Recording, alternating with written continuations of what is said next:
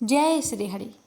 प्यारे भक्तों, आज के वीडियो में आप सभी श्रवण करेंगे अहोई अष्टमी की व्रत कथा, राधा अष्टमी की व्रत कथा और अंत में सुनेंगे गुरुवार व्रत कथा। आप सभी पर राधा रानी, श्री कृष्ण भगवान जी, लक्ष्मी नारायण भगवान जी और अहोई माता की कृपा सदा सर्वदा बनी रहे। आप सभी भक्तों की हर मनोकामना पूर्ण हो, यही मंगल कामना के साथ आज की इस कथा को शुरू करते हैं। एक साहूकार था जिसके साथ बेटे, बहुए और एक बेटी थी। कार्तिक के महीने में दीपावली से पहले अष्टमी को अपने मकान की लिपाई पुताई करने के लिए सातों बहुए अपनी एकलौती ननद के साथ जंगल में जाकर खदान में मिट्टी खोद रही थी। वहां पर स्याहू की माद थी। मिट्टी खोदते समय ननद के हाथ से कुदाली स्याहू के बच्चे को लग गई और वह तुरंत मर गया। इससे स्याहू माता बहुत नाराज हो गई और बोली कि मैं तेरी कोख बांधूंगी। ननद अपनी सातों भाभियों से बोली कि आप में से कोई अपनी कोख बंधवा लो। तब 6 भाभियों ने अपनी कोख बंधवाने से इनकार कर दिया, परंतु छोटी भाभी ने सोचने लगी कि यदि मैंने भी अपनी कोख नहीं बंधवाई तो सासू जी नाराज होगी। यह सोचकर ननद के बदले में छोटी भाभी ने अपनी कोख बंधवा ली। इसके बाद छोटी बहू के जो बच्चा होता वह 7 दिन का होकर मर जाता। एक दिन उसने पंडित जी को बुलाकर पूछा कि मेरी संतान 7वें दिन मर जाती है, इसके लिए मैं क्या करूं? तब पंडित ने कहा कि तुम सुरही गाय की सेवा करो। सुरही गाय स्याहू माता की भाईली है, वह तेरी कोख खुलवा देगी, तब ही तेरा बच्चा जिएगा। अब वह बहुत जल्दी उठकर चुपचाप सुरही गाय के नीचे साफ सफाई कर आती। गाय एक पैर से लंगड़ी थी। गौ माता बोली कि हर रोज उठकर कौन मेरी सेवा कर रहा है, मैं आज देखूंगी। गौ माता खूब सवेरे उठी तो क्या देखती है कि साहूकार की बेटे की बहू उसके नीचे साफ सफाई कर रही है। गौ माता बहू से बोली, क्या मांगती है?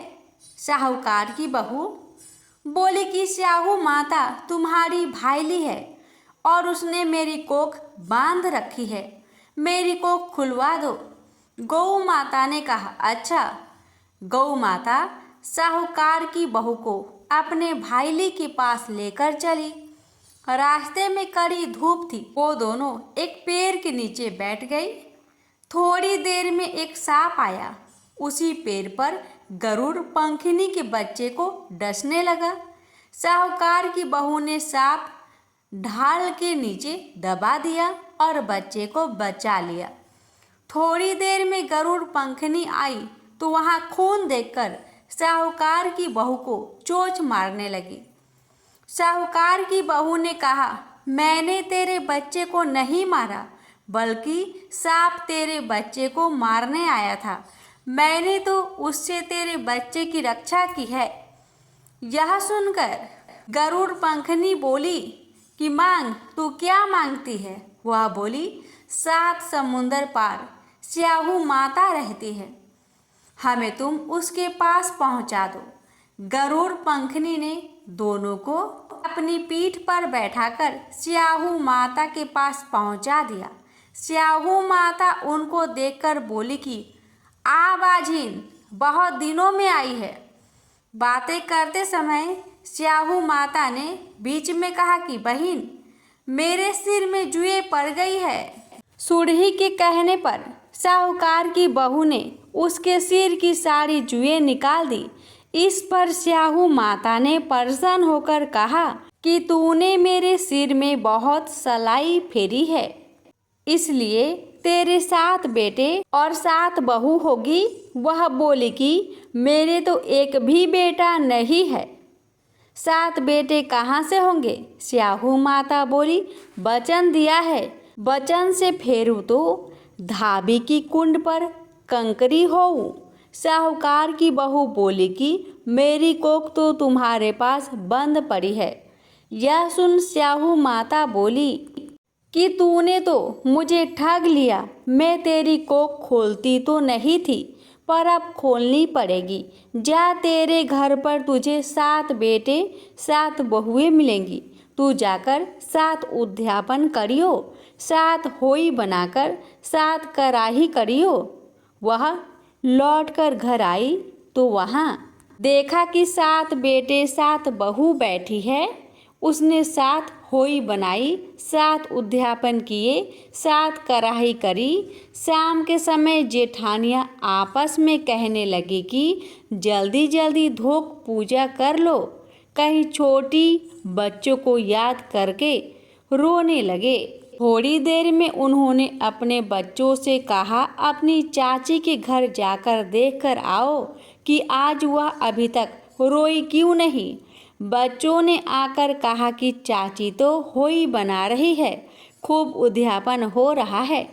यह सुनते ही जेठानियाँ दौड़ी दौड़ी वहाँ आई और आकर कहने लगी कि तूने कोख कैसे खुलवाई?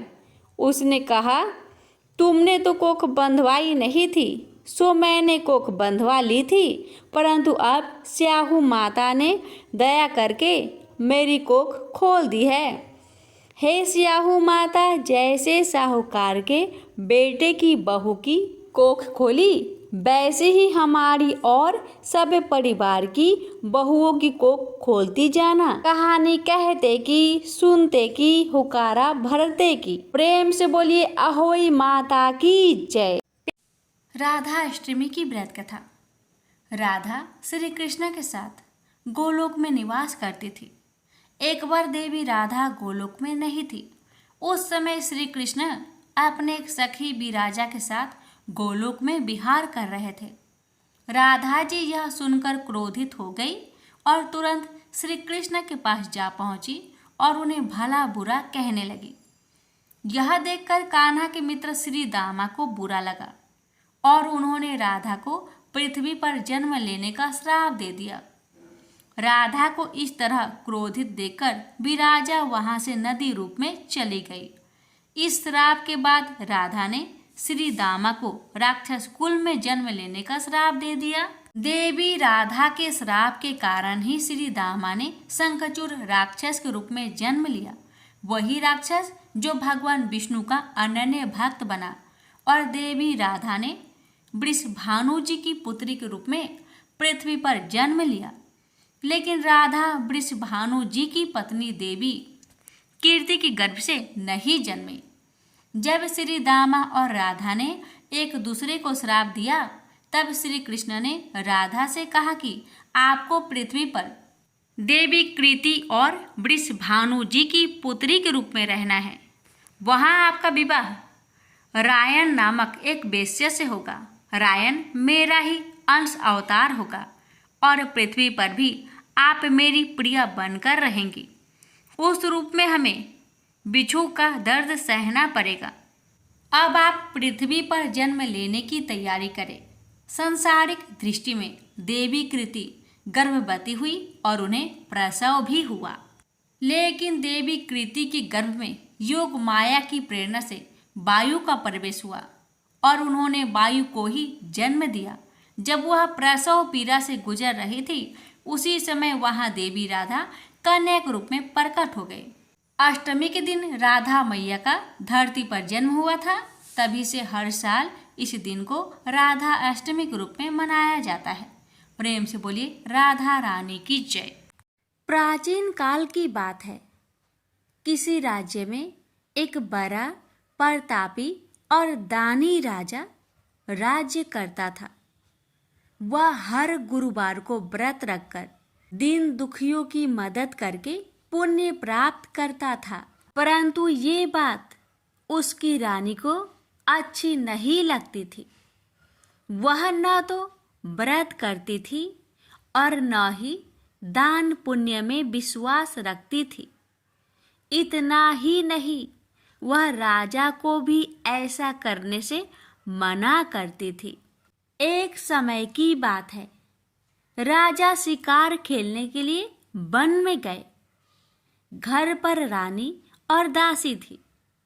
उसी समय गुरु बृहस्पति देव साधु का रूप धारण कर राजा के दरवाजे पर भिक्षा मांगने आए। साधु ने जब रानी से भिक्षा मांगी तो वह कहने लगी, हे साधु महाराज, मैं इस दान और पुण्य से तंग आ गई हूँ। आप कोई ऐसा उपाय बताएं जिससे कि सारा धन नष्ट हो जाए और मैं आराम से रह सकूं। इतना सुनकर बृहस्पति देव ने कहा, हे देवी, तुम बड़ी विचित्र हो। संतान और धन से कोई दुखी होता है?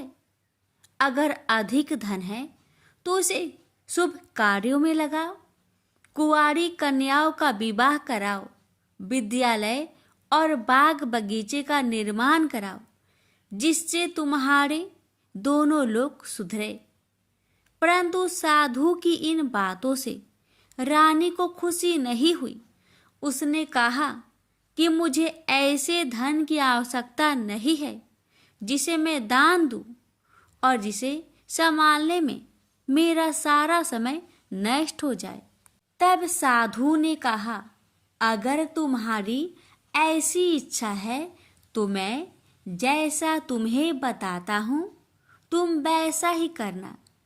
गुरुवार के दिन तुम घर को गोबर से लिपना, अपने बालों को पीली मिट्टी से धोना, राजा से हजामत बनाने को कहना, भोजन में मांस मदिरा का प्रयोग करना, कपड़े धोबी के यहाँ धुलने देना। इस प्रकार 7 बृहस्पतिवार करने से तुम्हारा समस्त धन नष्ट हो जाएगा। इतना कहकर साधु के रूप में बृहस्पति देव अंतर्ध्यान हो गए। साधु के अनुसार कई बातों को पूरा करते हुए रानी को केवल 3 बृहस्पतिवार ही बीते थे कि उसकी समस्त धन संपत्ति नष्ट हो गई। भोजन के लिए राजा का परिवार तरसने लगा। तब एक दिन राजा ने रानी से बोला कि हे रानी, तुम यहीं रहो, मैं दूसरे देश को जाता हूँ, क्योंकि यहाँ पर सभी लोग मुझे जानते हैं, इसलिए मैं कोई छोटा कार्य नहीं कर सकता। ऐसा कहकर राजा दूसरे देश चला गया। वहाँ वह जंगल से लकड़ी काट कर लाता और शहर में बेचता। इस तरह वह अपना जीवन व्यतीत करने लगा। इधर राजा के परदेश जाते ही रानी और दासी दुखी रहने लगी। एक बार जब रानी और दासी को 7 दिन तक बिना भोजन के रहना पड़ा तो रानी ने अपनी दासी से कहा, हे दासी, पासी के नगर में मेरी बहन रहती है, वह बड़ी धनवान है, तो उसके पास जा और कुछ ले आ ताकि थोड़ी बहुत गुजर बसर हो जाए। दासी रानी की बहन के पास गई। उस दिन गुरुवार था और रानी की बहन उस समय बृहस्पतिवार व्रत की कथा सुन रही थी। दासी ने रानी की बहन को अपनी रानी का संदेश दिया, लेकिन रानी की बड़ी बहन ने कोई उत्तर नहीं दिया। जब दासी को रानी की बहन से कोई उत्तर नहीं मिला तो वह बहुत दुखी हुई और उसे क्रोध भी आया। दासी ने वापस आकर रानी को सारी बात बता दी। ये सुनकर रानी ने अपने भाग्य को कोसा। उधर रानी की बहन ने सोचा कि मेरी बहन की दासी आई थी, परंतु मैं उससे नहीं बोली, इससे वह बहुत दुखी हुई होगी। कथा सुनकर और पूजा समाप्त करके वह अपनी बहन के घर आई और कहने लगी, हे बहन, मैं बृहस्पतिवार का व्रत कर रही थी। तुम्हारी दासी मेरे घर आई थी, परंतु जब तक कथा होती है तब तक ना तो उठते हैं और ना ही बोलते हैं, इसलिए मैं नहीं बोली। बताओ दासी, क्यों आई थी? रानी बोली, बहन, तुमसे क्या छिपाऊं? हमारे घर में खाने तक को अनाज नहीं था। ऐसा कहते कहते रानी की आंखें भर आई। उसने दासी समेत पिछले 7 दिनों से भूखे रहने तक की बात अपनी बहन को विस्तार पूर्वक सुना दी। रानी की बहन बोली, देखो बहन, भगवान बृहस्पति देव सबकी मनोकामना को पूर्ण करते हैं। देखो, शायद तुम्हारे घर में अनाज रखा हो। पहले तो रानी को विश्वास नहीं हुआ, पर बहन के आग्रह करने पर उसने अपनी दासी को अंदर भेजा तो उसे सचमुच अनाज से भरा एक घड़ा मिल गया। यह देखकर दासी को बड़ी हैरानी हुई। दासी रानी से कहने लगी, हे रानी, जब हमको भोजन नहीं मिलता तो हम व्रत ही तो करते हैं, इसलिए क्यों न इनसे व्रत और कथा की विधि पूछ ली जाए ताकि हम भी व्रत कर सके। तब रानी ने अपनी बहन से बृहस्पतिवार व्रत के बारे में पूछा। उसकी बहन ने बताया, बृहस्पतिवार के व्रत में चने की दाल और मुनक्का से विष्णु भगवान का केले के जड़ में पूजन करे तथा दीपक जलाए, व्रत कथा सुने और पीला भोजन ही करे। इससे बृहस्पति देव प्रसन्न होते हैं। व्रत और पूजन विधि बताकर रानी की बहन अपने घर लौट आई। 7 दिन के बाद जब गुरुवार आया तो रानी और दासी ने व्रत रखा। घुड़सार में जाकर चना और गुड़ लेकर आई। फिर उससे केले की जड़ तथा विष्णु भगवान का पूजन किया। अब पीला भोजन कहाँ से आए? इस बात को लेकर दोनों बहुत दुखी थे। चूंकि उन्होंने व्रत रखा था, इसलिए बृहस्पति देव उनसे प्रसन्न थे। इसलिए वे एक साधारण व्यक्ति का रूप धारण कर 2 थालों में सुंदर पीला भोजन दासी को दे गए। भोजन पाकर दासी प्रसन्न हुई और फिर रानी के साथ मिलकर भोजन ग्रहण किया। उसके बाद वे सभी गुरुवार को व्रत और पूजन करने लगी। बृहस्पति भगवान की कृपा से उनके पास फिर से धन संपत्ति आ गई, परंतु रानी फिर से पहले की तरह आलस्य करने लगी।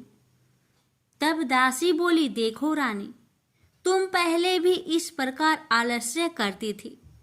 तुम्हें धन रखने में कष्ट होता था, इस कारण सभी धन नष्ट हो गया, और अब जब भगवान बृहस्पति की कृपा से धन मिला है तो तुम्हें फिर से आलस्य होता है। रानी को समझाते हुए दासी कहती है कि बड़ी मुसीबतों के बाद हमने यह धन पाया है, इसलिए हमें दान पुण्य करना चाहिए, भूखे मनुष्य को भोजन कराना चाहिए और धन को शुभ कार्य में खर्च करना चाहिए, जिससे तुम्हारे कुल का यश बढ़ेगा, स्वर्ग की प्राप्ति होगी और पितृ प्रसन्न होंगे। दासी की बात मानकर रानी अपना धन शुभ कार्य में खर्च करने लगी, जिससे पूरे नगर में उसका यश फैलने लगा। बृहस्पतिवार व्रत कथा के बाद श्रद्धा के साथ आरती की जानी चाहिए। इसके बाद प्रसाद बांटकर उसे ग्रहण करना चाहिए। एक दिन राजा दुखी होकर जंगल में एक पेड़ के नीचे आसन जमाकर बैठ गया। वह अपनी दशा को याद करके व्याकुल होने लगा। बृहस्पतिवार का दिन था। एकाएक उसने देखा कि निर्जन वन में एक साधु प्रकट हुए। वह साधु भेष में स्वयं बृहस्पति देवता थे। लकड़हारे के सामने आकर बोले, हे लकड़हारे, इस सुनसान जंगल में तू चिंता मग्न क्यों बैठा है? लकड़हारे ने दोनों हाथ जोड़कर प्रणाम किया और उत्तर दिया, महात्मा जी, आप सब कुछ जानते हैं, मैं क्या कहूँ? यह कहकर रोने लगा और साधु को अपनी आत्मकथा सुनाई। महात्मा जी ने कहा, तुम्हारी स्त्री ने बृहस्पति के दिन बृहस्पति भगवान का निरादर किया है, जिसके कारण रुष्ट होकर उन्होंने तुम्हारी यह दशा कर दी। अब तुम चिंता को दूर करके मेरे कहने पर चलो तो तुम्हारे सब कष्ट दूर हो जाएंगे और भगवान पहले से भी अधिक संपत्ति देंगे। तुम बृहस्पतिवार के दिन कथा किया करो। 2 पैसे के चने मुनक्का लाकर उसका प्रसाद बनाओ और शुद्ध जल से लोटे में शक्कर मिलाकर अमृत तैयार करो। कथा के पश्चात अपने सारे परिवार और सुनने वाले प्रेमियों में अमृत व प्रसाद बांटकर आप भी ग्रहण करो। ऐसा करने से भगवान तुम्हारी सब मनोकामनाएं पूरी करेंगे। साधु के ऐसे वचन सुनकर लकड़हारा बोला, हे प्रभु, मुझे लकड़ी बेचकर इतना पैसा नहीं मिलता जिससे भोजन के उपरांत कुछ बचा सकूं। मैंने रात्रि में अपने स्त्री को व्याकुल देखा है और मेरे पास कुछ भी नहीं जिससे मैं उसकी खबर मंगा सकूं। साधु ने कहा, हे लकड़हारे, तुम किसी बात की चिंता मत करो। बृहस्पति के दिन तुम रोजाना की तरह लकड़ियां लेकर शहर को जाओ। तुम्हारे रोज से दुगुना धन प्राप्त होगा, जिससे तुम भली भांति भोजन कर लोगे तथा बृहस्पति देव की पूजा का सामान भी आ जाएगा। इतना कहकर साधु अंतर्ध्यान हो गए। धीरे धीरे समय व्यतीत होने पर फिर वही बृहस्पतिवार का दिन आया। लकड़हारा जंगल से लकड़ी काटकर किसी शहर में बेचने गया। उसे उस दिन और दिन से अधिक पैसा मिला। राजा ने चना गुड़ आदि लाकर गुरुवार का व्रत किया। उस दिन से उसके सभी कलेश दूर हुए। परंतु जब दोबारा गुरुवार का दिन आया तो बृहस्पतिवार का व्रत करना भूल गया। इस कारण बृहस्पति भगवान नाराज हो गए। उस दिन उस नगर के राजा ने विशाल यज्ञ का आयोजन किया तथा शहर में यह घोषणा करा दी कि कोई भी मनुष्य अपने घर में भोजन न बनावे, न आग जलावे। समस्त जनता मेरे यहाँ भोजन करने आवे। इस आज्ञा को जो न मानेगा उसे फांसी की सजा दी जाएगी। इस तरह की घोषणा संपूर्ण नगर में करवा दी गई।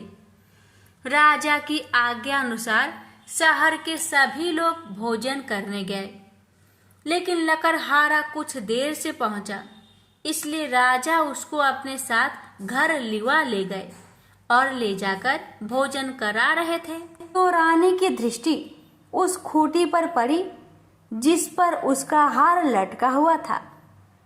वह वहां पर दिखाई नहीं दिया। रानी ने निश्चय किया कि मेरा हार इस मनुष्य ने चुरा लिया है।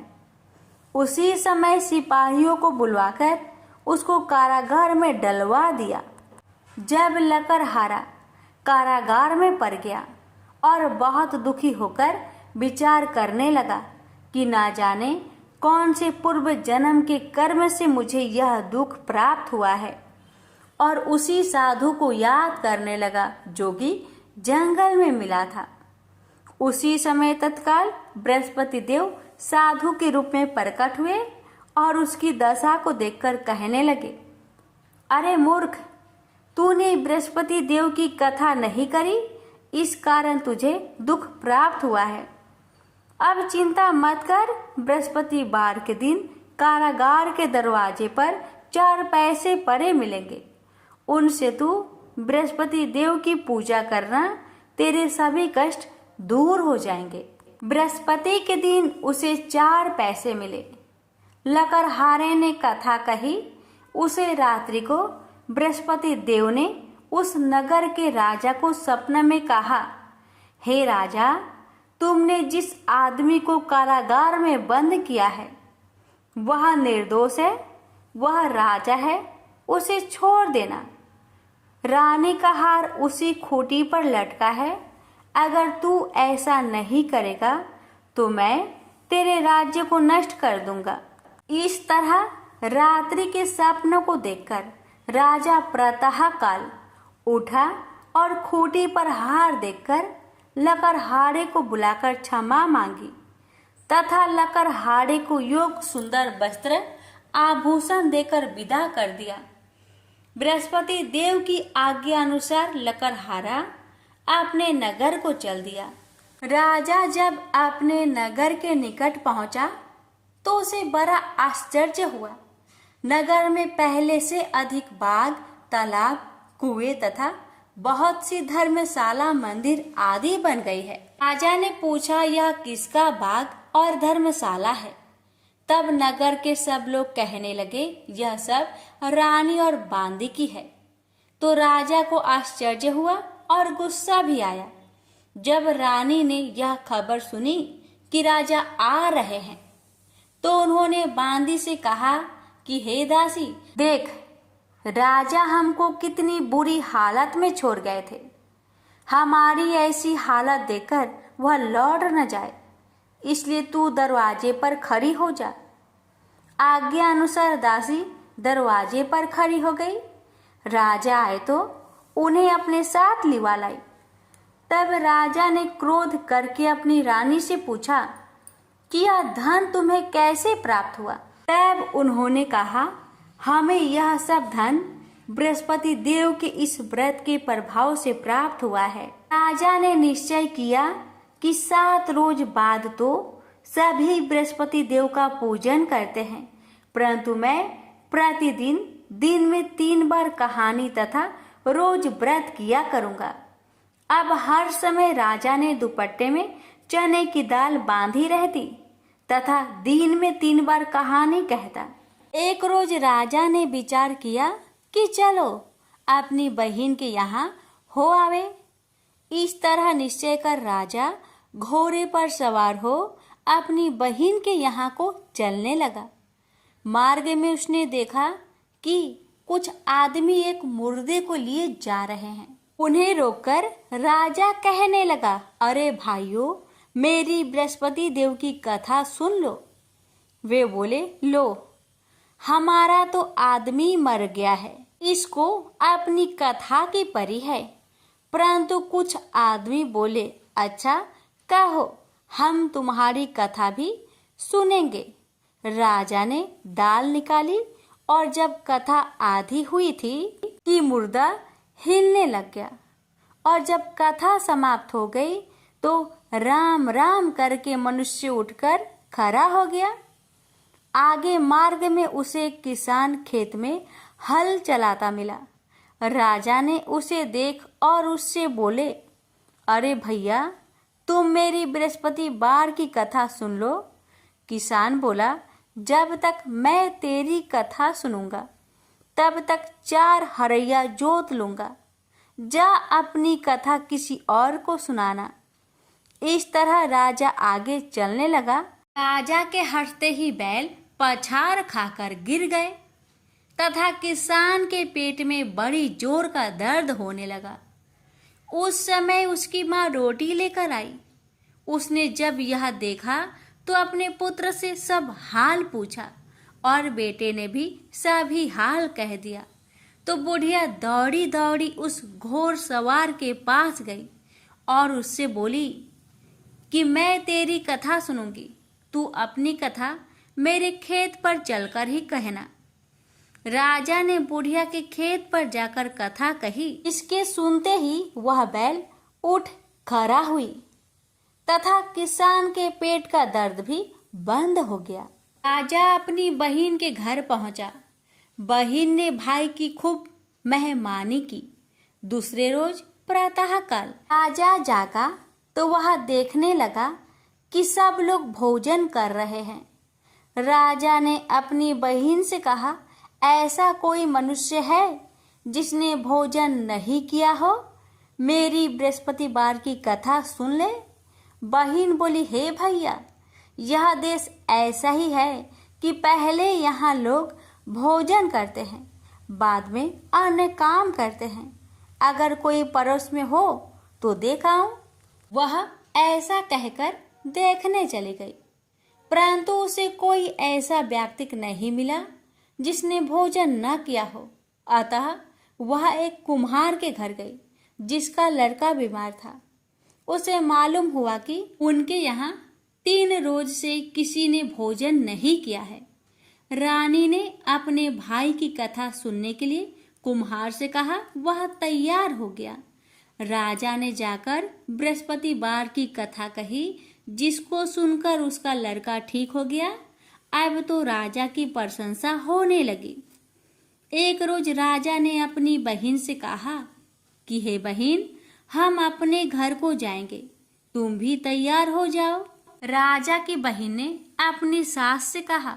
सास ने कहा, हाँ चली जा, परंतु अपने लड़कों को मत ले जाना, क्योंकि तेरे भाई के कोई औलाद नहीं है। बहन ने अपने भैया से कहा, हे भैया, मैं तो चलूंगी पर कोई बालक नहीं जाएगा। राजा बोला, जब कोई बालक नहीं चलेगा तब तुम ही क्या करोगी? बड़े दुखी मन से राजा अपने नगर को लौट आया। राजा ने अपनी रानी से कहा, हम निरवंशी है, हमारा मुंह देखने का धर्म नहीं है और कुछ भोजन आदि नहीं किया। रानी बोली, हे प्रभु, बृहस्पति देव ने हमें सब कुछ दिया है, वह हमें औलाद अवश्य देंगे। उसी रात को बृहस्पति देव ने राजा से सपने में कहा, हे राजा, उठ, सभी सोच त्याग दे, तेरी रानी गर्भ से है। राजा को यह बात सुनकर बड़ी खुशी हुई। 9वें महीने में उसके गर्भ से एक सुंदर पुत्र पैदा हुआ। तब राजा बोला, हे रानी, स्त्री बिना भोजन के रह सकती है, पर बिना कहे नहीं रह सकती। जब मेरी बहन आवे तुम उससे कुछ मत कहना। रानी ने सुनकर हाँ कर दिया। जब राजा की बहन ने यह शुभ समाचार सुना तो वह बहुत खुश हुई तथा बधाई लेकर अपने भाई के यहाँ आई। तभी रानी ने कहा, घोड़ा चढ़कर तो नहीं आई, गधा चढ़ी आई। राजा की बहन बोली, भाभी, मैं इस प्रकार न कहती तो तुम्हें औलाद कैसे मिलती? बृहस्पति देव ऐसे ही हैं, ऐसी जिसके मन में कामनाएं हैं सभी को पूर्ण करते हैं। जो सदा भावना पूर्वक बृहस्पतिवार का व्रत करता है एवं कथा पढ़ता अथवा सुनता है, दूसरों को सुनाता है, बृहस्पति देव उसकी सभी मनोकामना पूर्ण करते हैं। तो प्रेम से बोलिए, बृहस्पति भगवान की जय हो।